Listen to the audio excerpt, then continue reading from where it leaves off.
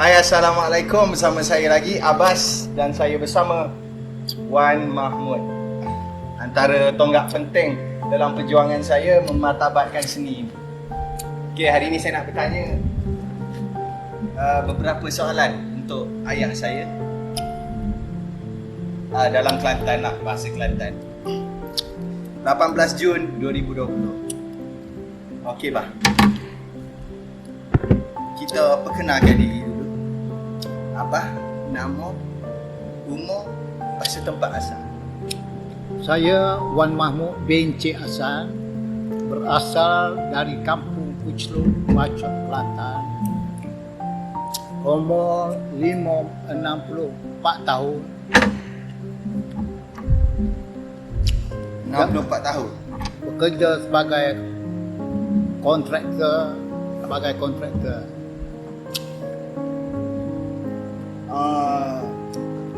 Untuk kita mulakan ni, bah, kita start dulu. Kongsikan tentang kisah lama sewaktu kecil.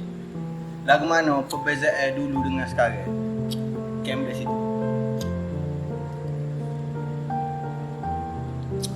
Perbezaan dahulu dengan sekarang Kecek Kelantan. memang jauh beza. Pada masa dulu orang-orang kampung besar dalam keadaan tidak ada jalan raya, tidak ada api elektrik dan begitu susah berhubungan dari setempat ke setempat. Terutamanya saya yang tinggal di kampung lebih kurang 4 kilometer daripada kawasan kalau nak pergi ke bandar Kota Baru terpaksa berjalan kaki 4 kilometer dari kampung Kucluk ke kampung Pauh Lima, barulah boleh naik kenderaan sama ada kereta sewa atau bas, baru boleh pergi ke bandar Kota Baru. Kira tak ada kemudahan lagi. Memang tak ada kemudahan. Jadi sepanjang hidup abah ni, gapo perkara hok paling susah? Lah ni umur apa? Umur 64 tahun. Tarikh lahir? Tarikh 5 hari bulan 11 1956. Jadi gapo perkara hok paling susah untuk menjalani hidup? Ni kat mana? Dulu kalau kita nak dulu orang-orang kampung, terutamanya kampung saya tu, nak makan terpaksa kena hantar beras ke kilang padi, dan kena tunggu pula kilang padi tu memproses padi kepada beras. Di situ pun jaraknya lebih kurang 2-3 kilometer daripada tempat saya tinggal.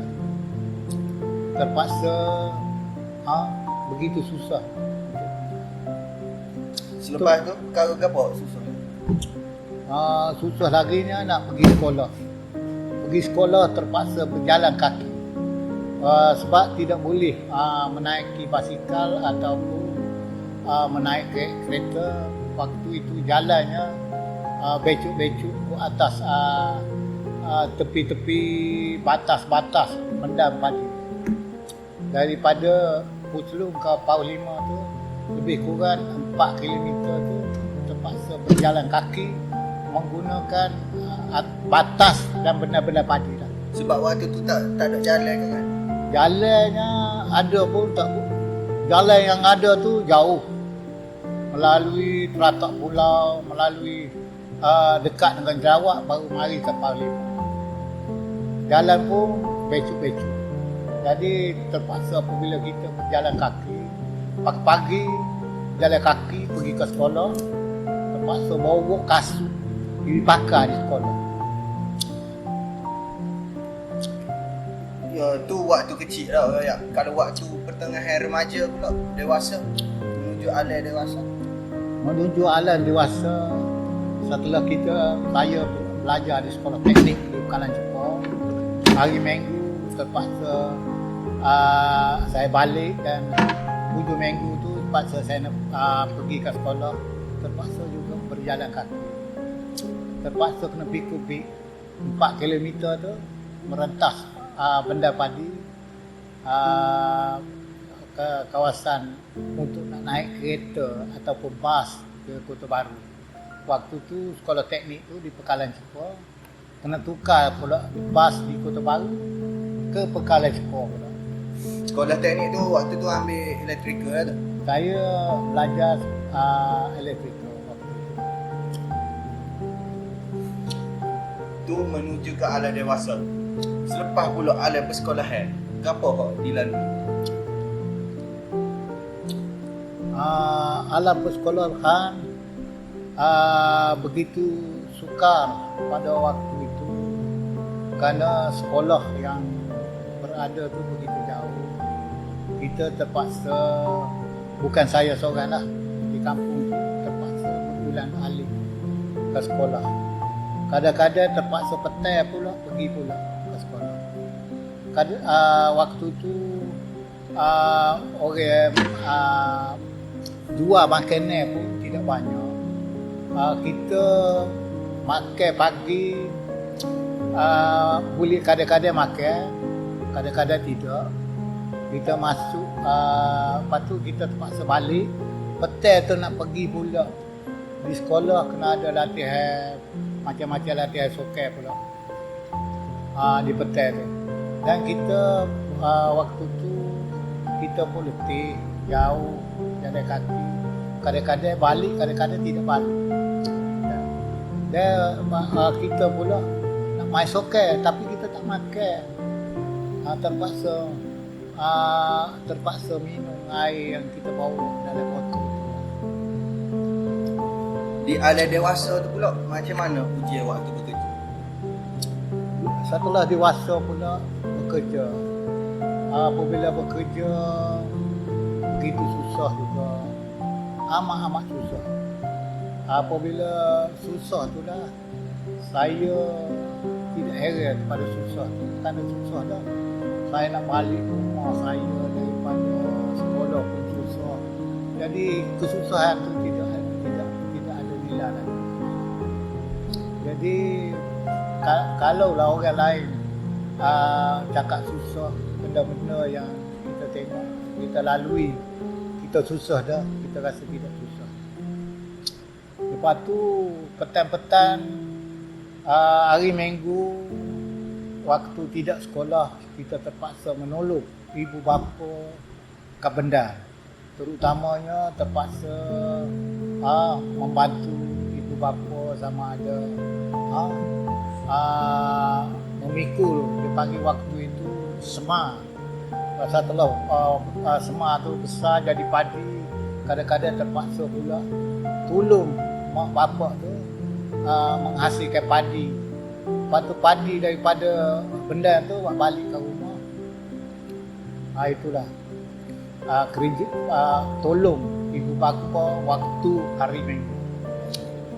Jadi kalau macam orang kata di alam dewasa waktu bekerja, lah ke mana pula keadaan bila dah berkahwin, tidak lagi hidup kerja?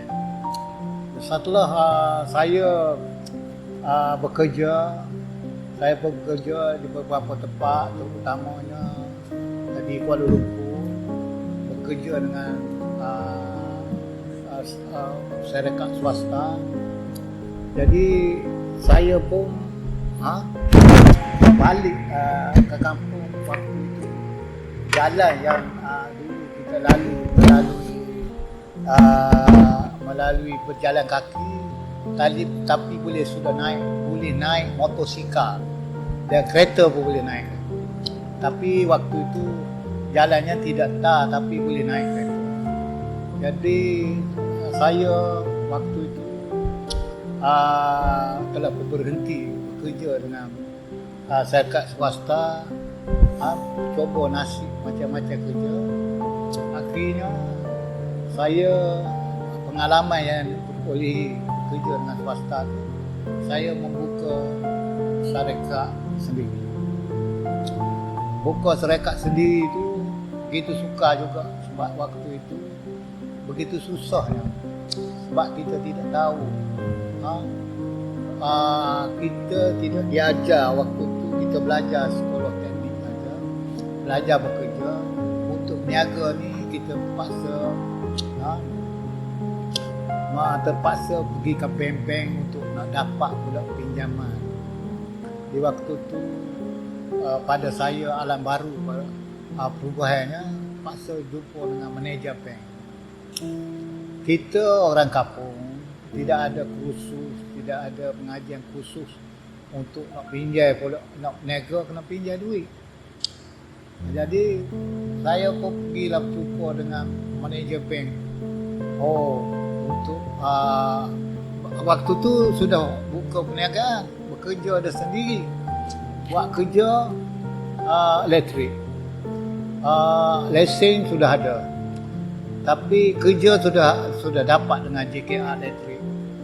Kerja mula-mula saya yang paling tercabar sekali, saya terpaksa membuat elektrik di Istamono Balai Besar Kota Baru, elektrik dan sound system. Waktu itu oleh kerana kepercayaan engineer kepada saya, waktu itu istana dia suruh buat, tak apa. Saya tengok daripada pengalaman yang you buat dengan JKR tu, you boleh buat istana di Kota Baru. Orang Melayu. Itu tahun berapa? Pada tahun 82. Lepas tu saya pun buat. Itulah kali pertama saya dibantu oleh beberapa rakan saya waktu itu buat istana di Kota Baru dengan berjaya. Waktu itu harganya 100,000 lebih ya. Istana ni 100,000 lebih. Begitu pada saya begitu mahal. Waktu itulah nak dapat pinjaman yang saya kata sukar tadi, terpaksa pergi jumpa dengan manager bank. Manager bank pun tengok baju berkecok lah gapo, mula buat kerja gapo, buat kerja istana. Tak apalah, berilah 40,000. Manager bank pada waktu itunya nama Abang Mamu, Cik Mak, nama Cik Mak, main bank. Bui tu kak barulah boleh buat kerja. Pada waktu tu engineer JKR-nya saya sudah lupa dah. Dua orang, QS-nya nama Cik Rosita dan yang TA-nya ni Ali. Kita ni kadang-kadang istana Balai Besar tu dulu dia buat perubahan daripada istana Balai Besar ni, dia buat daripada bangunan kayu, dia rendah, jadi dia pagar dia tak boleh masuk air. Pagar tu sebab tak boleh masuk air, dia konkrit semua. Di bawah dia buat macam ruti tu, dia bubuh tu, tak boleh masuk air. Dia pakai sak masih gopong. Ada jadi sak masih gopong apa tu, itulah kali pertama saya diberi tunjuk ajar oleh TA tu, membantu saya pasal sak masih gopong yang dibekal oleh Sino King Ho waktu tu. Dan beberapa kawan saya yang agak popular pada waktu itu. Kebanyakannya pekerjanya yang bekas berhenti lombu besi di Terengganu, bekerja dengan saya. Itulah alam pekerjaan saya. Jadi selepas alam pekerjaan, di mana alam yang orang kata top of the mountain, di mana kemuncak kehidupan, di mana alam perkahwin, bagaimana tahun berapa? Setelah saya tahun berapa? Setelah saya bekerja dan alam perkahwinan pula waktu itu, saya berkahwin pada tahun lebih kurang 85. Hari bulannya saya tidak ingat. Waktu tu berjumpa jodoh dengan seorang pekerja hospital sebagai nas, berasal daripada Beris Kubur Besar Pacok, Kelantan.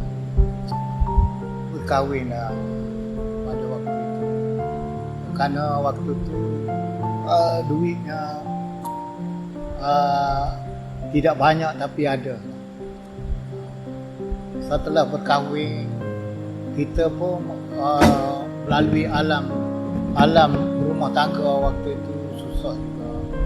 Sebab kita saya ni, mak saya daripada kecil lagi meninggal. Saya tak pernah pun diberi duit oleh mak saya kerana mak saya meninggal waktu saya kecil lagi sekolah. Waktu saya belum masuk sekolah meninggal. Mak saya meninggal beranak lekat sok. Pada waktu dulu lekat sok, darah keluar yang amat banyak menyebabkan mak saya tu meninggal. Dan waktu tu adik-beradik saya nya 5 orang. Keadaan hidupnya dengan waktu tu lah dikatakan susahnya dengan moknya orang kata mok diri pada waktu tu. Jadi mak saya tak pernah pun, mak diri saya pun saya tak pernah minta duit untuk sekolah ke apa ke dengan ayah saya. Sebab ayah saya cakap jangan minta dengan mak diri saya, takut dia berlaku nanti dia nampak kasar. Jadi ayah saya terpaksa menjaga supaya tidak berlaku salah faham dengan mak diri saya. Itu alam pekerjaan saya. Adik-beradik 5 orang tu nyatakan nama. Adik-beradik saya yang pertama nama Wan Mek bin Cik Hasan. Yang kedua Cik Husin bin Cik Hasan. Yang ketiga Wan Ismail bin Cik Hasan. Yang ketiga saya. Yang keempat Wan Ismail bin Cik Hasan. Saya Wan Mahmud bin Cik Hasan, Wan Ismail bin Cik Hasan. Lepas tu nama satu lagi nama Wan Joh bin Cik Hasan. 5 orang, Tina. 2 laki-laki, 3 perempuan. Jadi 3 laki-laki, 2 perempuan. Jadi waktu tu orang kata apakah cara yang pernah diajar oleh ayah ataupun nasihat? Nasihat Masih diingat? oleh ayah saya. Sebab waktu itu datuk saya nya berniaga buat someng kayu. Tuk kepada mak saya tu niaga someng kayu. Waktu itu someng kayu pada tahun 60-an, 50-an cukup susah. Reka awalnya somel tu menggunakan tenaga manusia untuk membelah kayu. Menggunakan gergaji 2 orang belah kayu. Lepas tu maju belah kayu. Di samping tu waktu tu datuk saya telah pun berusaha untuk dapat dipanggil mesin gergaji untuk belah kayu menggunakan enjin. Sebab waktu itu tidak ada elektrik di Pauh 5 somel waktu itu. Datuk saya dan ayah saya tu waktu itu membantu sajalah, membantu datuk saya sebelah ibu saya tu membuat somel, Pauh 5 somel. Jadi waktu masuk tahun 70-an, 60-an begitu besar somel tu. Somel orang Melayu yang pertama di Kelantan. Jadi waktu tu kebetulannya pada waktu tu adik-beradik tu saya tu berkahwin dengan sebagai isteri kedua kepada Sultan pada waktu itu. Jadi senang untuk dapat kawasan-kawasan balak di Kelantan. Jadi dibantu oleh Sultan pada waktu itu. Jadi senang dapat kawasan Pala, itulah membantu datuk saya ke arah membuat somai kayu. Waktu itu sultan ke mana? Waktu itu Sultan Ismail. Saya sempat berjumpa lah. Saya tak pernah tengok, tak pernah jumpa kerana waktu itu Sultan ni tak boleh jumpa. Cuma saya tahu saja. Adik-adik tu saya tu yang perempuan kahwin dengan Sultan. Jadi waktu kecil dulu orang kata waktu kecil ni mesti ada cita-cita hak lain daripada berjaya. Gapo hak pernah dicita-cita dia kecil? Waktu kecil kita tengok mula-mula hebatnya polis, pegawai polis. Kita duk tengok pegawai polis waktu tu saya belajar di sekolah menengah. Dari sekolah kebangsaan waktu tu boleh naik basikal. Polis ni hebat. Kalau kita gendong pun kadang-kadang basikal semua kita terpaksa naik 2 orang. Oh, marah tidak pegawai lagi. Baru constable baru. Oh, hebat kata. Aku besok aku nak jadi pegawai polis. Hotel ini constable baru hebat dah. Pakai seluar pendek. Pakai seluar pendek. Pakai stokis kat lutut. Pakai basikal. Orang budak-budak balik sekolah tengok. Tak ada lampu, tak ada brake. Basikal kena gelek. Jadi bisanya waktu tu saya pun teringin sangat nak jadi, bukan jadi polis, menjadi pegawai kepada polis. Waktu tu. Ataupun saya tengok waktu tu hebatnya tentera nak jadi pegawai kepada tentera. Setelah bekerja lain pula.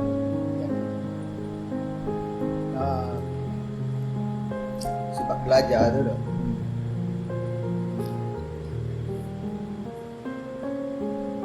Jadi waktu tu apa kenangan hak ada dengan arwah tak ayah? Ayah selalu bagi tahu kalau awak nak jadi orang kaya, nak jadi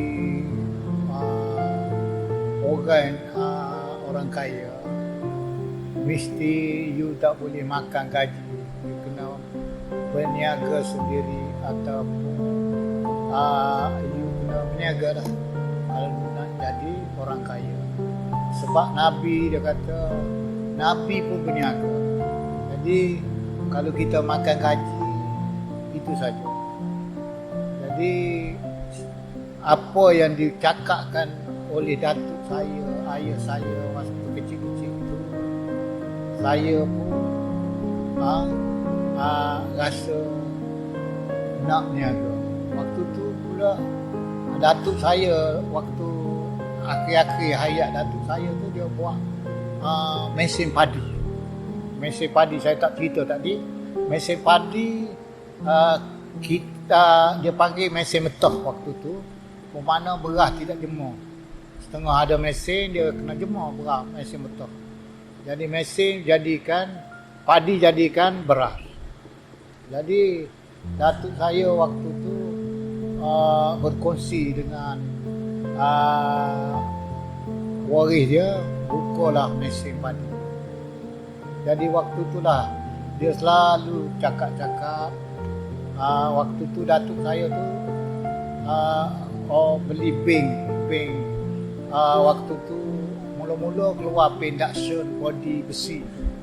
Jadi saya selalu naik bank tu, pergi dekat dia. Sebab waktu tu terbakar Melaya tobacco tu waktu tu tengah top. Jadi saya selalu pergi dengan datuk saya naik bank pergi dekat tobacco. Waktu tu manager Melaya tobacco di Tangak Bacok Kelantan tu Mr. Ching. Ayah saya, datuk saya selalu ceritakan, you tengok Mr. Ching. Mr. Ching ni hebat, dia berniaga. Jadi Mr. Ching waktu tu, Mr. Ching ni pakai kereta. Jarang orang-orang Melayu yang pakai kereta pada waktu tu. Mr. Chin ni manager terbakar, melayas, tobacco, macam. Nak royaknya hebatnya orang berniaga. Itulah saya menaruh hati. Setelah saya bekerja, saya nak berniaga juga, nak kerja sendiri. Pada berapa pun pendapatan saya. Jadi waktu tu selepas berkahwin, selepas bekerja, macam mana pula cara dalam membesarkan? Waktu tu nak membesarkan anak sebab isteri saya bekerja sebagai nas atau polisi. Saya kerja sebagai kontraktor. Sewalah saya bukalah pejabat waktu tu di Kampung Sirih, Bacok. Di Kampung Sirih, Kota Baru. Jadi susahnya nak pera anak sebabnya kita tak boleh, kita mak ataupun ayah duduk jauh. Waktu tu lebih kurang 20 km daripada rumah. Jauh lah daripada tempat saya sewa. Saya terpaksa tinggal anak saya tu di rumah pengasuh pada waktu tu. Jadi apabila tinggal di rumah pengasuh tu yang agak jauh juga, 3-4 km pergi ambil begitu susah. Sebab kita mula-mula dapat anak, kita tak pernah memikirkan saat tu, begitu susah.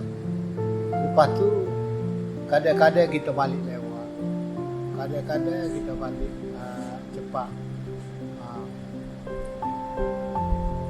Soal kerja lah dah susah. Jadi bila orang kata dapat anak dah membesar, lepas tu anak dianugerahkan anak lagi. Lepas tu macam mana perasaan first time boleh tahu dapat cucu? Jadi apabila dapat anak, seterusnya hingga ke bekerja tak dapat lagi cucu, tetapi dapat anak lah beberapa orang. Yang pertamanya Wan Madihah. Yang pertama Wan Madihah, yang kedua Wan Muhammad Hafiz, yang ketiga Wan Muhammad Wan Adik, yang keempat Wan Adibah, yang kelima Wan Aiman. Jadi 5 orang. Isteri kedua dapat juga 5 orang. Yang pertama Wan Mas Amalina, yang kedua Wan Mas Atirah, yang ketiga Wan Mas Awanis, yang keempat Muhammad Abbas Hasan, Wan Muhammad Abbas Hasan bin Wan Mahmud. Isteri kedua tu ada seorang ada nama tu mana tu? Jadi Abbas Hasan yang bermakna 10 orang anak. Di celah-celah tu ada satu lagi saya berkahwin tapi tidak lama bercerai, dapat 1 anak. Itulah nama syarikat saya, namanya 11 Plus Engineering Selia Berhad, kerana anak tu sebelah 11 plus masuk dia 11 plus tu maksudnya 11, tapi anaknya waktu tu anak saya memang pandai-pandai semua. Tak ada otak pandai. Kalau duduk dalam kelas mesti dalam nombor 10 ke bawah. Kelas yang pandai duduk nombor 10 ke bawah. Saya tengok, anak saya 11 orang semua plus. Jadi plus tu 11 plus Engineering Selia Berhad tu hasil daripada bilangan anak saya. Jadi waktu dapat cucu macam mana dapat tahu berapa? Rasa seronok. Waktu dapat cucu tu kita seronok juga. begitu suka dah. Sebab kita tak pernah lagi ada cucu. Jadi kita berasa agak tua dah ni. Sebabnya sudah dapat cucu. Sebab saya pada mudanya tak pernah sakit. Jadi tak pernah sakit ni tidak rasa tua dah. Tak pernah sakit. Itu. Jadi nasihat untuk kata berjaya di masa depan, apa nasihat yang terbaik? Untuk nasihat untuk berjaya ke masa depan, nombor satu, ilmu mesti kena ada. Yang kedua, ilmu agama kena ada, ilmu dunia pun kena ada. Barulah kita boleh bersaing di alam yang begitu canggih ini. Kalau tidak, kita tak boleh bersaing dan kita tak boleh maju. Jadi orang kata di setiap pergaulan itu mesti ada kesedihan. Jadi macam mana untuk hadapi kesedihan setiap bulan? Waktu tu saya terpaksa memikirkan begitu susahnya, begitu sedihnya masa kita untuk menghadapi satu-satu masalah dalam kerja. Tapi kita apabila kita berniaga, buat kontrak, payahnya nak dapat duit permulaan tu. Tapi kita di akhir-akhir kerja tu kita rasa suka setelah dapat duit. Itu saja yang saya perlu suka dan duka. Jadi harapan ditaruh ke buat anak-anak. Saya berharap kepada anak-anak saya, nombor satu, kena teruskan, dapatkan ilmu dulu. Kalau boleh kena buatlah sesuatu walaupun payah, tetapi kita supaya benda yang payah itulah yang benda yang berharga. Kalau tidak payah, tidak ada harga.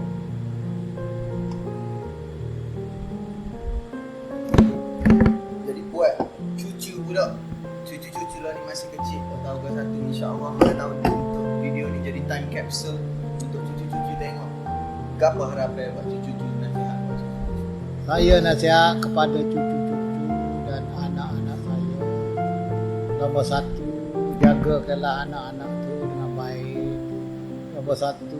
Yang kedua, sebelum jaga anak-anak yang kecil tu, jagakanlah dia dari segi kesihatan dan juga nombor satu kesihatan lah. Apabila anak-anak tu kecil tu sihat, saya perhati anak-anak saya yang dulu tu, yang pertama, yang kedua, yang ketiga sihat. Apabila dia pergi sekolah, saya alami nak pergi sekolah dulu susahnya, apanya, laparnya. Saya pun jaga dia supaya benda tu tidak berlaku kepada dia. Jadi saya jaga dengan susu. Pagi-pagi pergi sekolah minum susu dulu. Kalau tak mau makan nasi pun susu dulu. Sekurang-kurangnya dapatlah makan di sekolah. Jadi apabila tubuhnya sehat, pikirannya sehat, maka buah pikiran yang sehat, hasil yang mereka fikir itu jadi bernas. Jadi apabila jadi bernas, itulah. Jadi saya mengharapkan cucu-cucu saya supaya nombor satu, minta jauh benda-benda yang tidak bagus. Indonesia kata narkoba atau Malaysia kata dadah. narkoba ataupun dadah. Jadi kalau terlibat dengan dadah, sebab ramai kawan-kawan saya yang terlibat dengan dadah, habis, tak ke mana-mana. Dan ramai juga pekerja-pekerja saya yang terlibat dengan dadah, tak ke mana-mana. Yang terkenal di Kelantan iaitu betul-betul lah kebanyakan. Yang terkenal di Kelantan ni memanglah api kuda ataupun apa nama ni di Kelantan ni, ganja, api kuda, daun ketum. Tapi ganja ada masa tak dikira sebagai dadah, tapi dikira sebagai harta raja. Ya. Jadi yang terakhir nasihat pesanan untuk Imak dalam dunia lakonan. Jadi saya berharap kepada Imak dalam dunia lakonan perlu bersabar, belajar daripada pengalaman-pengalaman yang lepas. Kejayaan tidak mudah datang bergolek. Kita terpaksa, orang dulu kata orang nak pecahkan duyung untuk dapat sagunya. Jadi kalau tak pecahkan duyung, tak dapat sagu. Kalaulah semua benda tu mudah, semua orang dapat, tak payah fikir. Jadi perlu sabar bin sabar supaya benda tu akan berjaya. Apa yang kita nak, itu yang penting. Jadi akhir kata nasihat terakhir untuk semua, nasihat kata untuk teruskan perjuangan. Jadi saya menasihatkan supaya teruskan perjuangan. Kalau yang bekerja tu, bekerjalah dengan baiknya, dan mana-mana yang belajarlah terbaiknya. Mana-mana yang berniagalah baiknya, supaya kita tidak terutamanya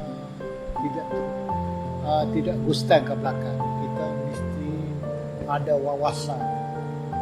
wawasan itulah kita perlu berusaha. Kalau tanpa usaha kita tidak akan berjaya. Tidak ada benda yang kita tak boleh dapat kecuali kita kena berusaha sabar. Itu saja. Jadi itu saja akhir kata daripada saya.